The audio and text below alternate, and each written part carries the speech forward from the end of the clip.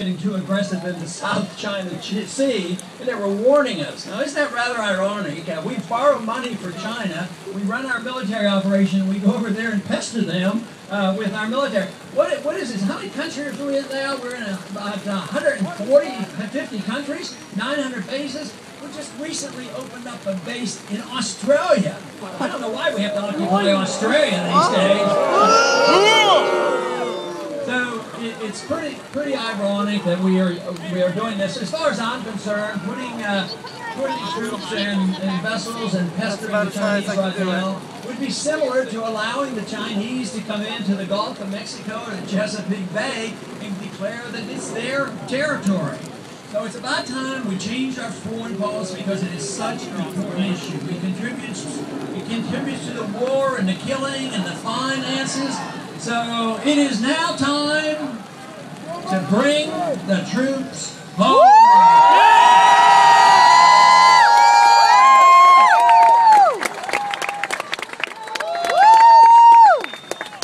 Our foreign policy is a schizophrenic foreign policy. It's on again, off again. We support one dictator 1 month and then we get rid of him.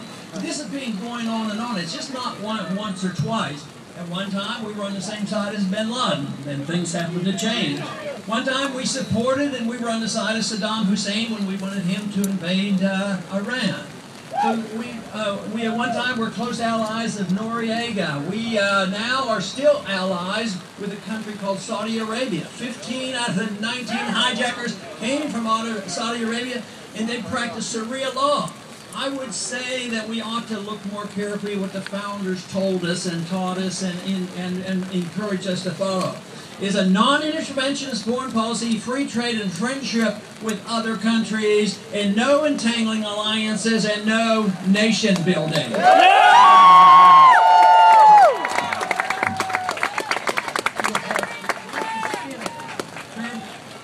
This we turned over there.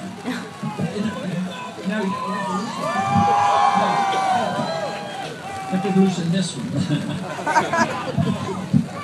Okay. No, I don't know. Where's the IT people or whatever that's called? Right? Okay, good.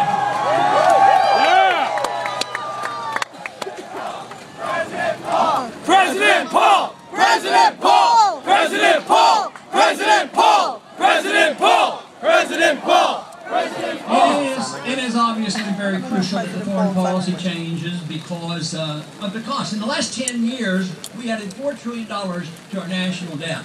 We shouldn't be adding, even on our side of the aisle, the Republican side of the aisle has a proposal to so-called balance the budget in 30 years.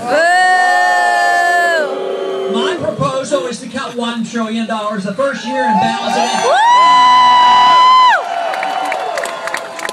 But of course, to do that, we have to change our attitude about what the role of government should be. And the role of government, according to the Constitution, is not to police the world, and it's not to have a welfare state. It's designed to have the national government have very limited powers to protect liberty and provide for strong national defense. And that's it. But today we are facing a major crisis like we have never faced before. There's a debt crisis, there's an attack on our civil liberties, and there's an attack on our credibility around the world. What might likely happen, and what eventually probably will happen, is when we come down financially, and we have been seen as a bully around the world, there's going to be a lot of piling on. That is why it's crucial that we change the direction of the country, change the attitude about how we operate around the world, and under those circumstances we would be seen quite differently. But if we have the bankruptcy which is impending, we have major problems. That is why the revolution in this campaign is so crucial, to change the direction of the country and look to our traditions of where we are, defend the free market property rights and a non-interventionist foreign policy. Woo!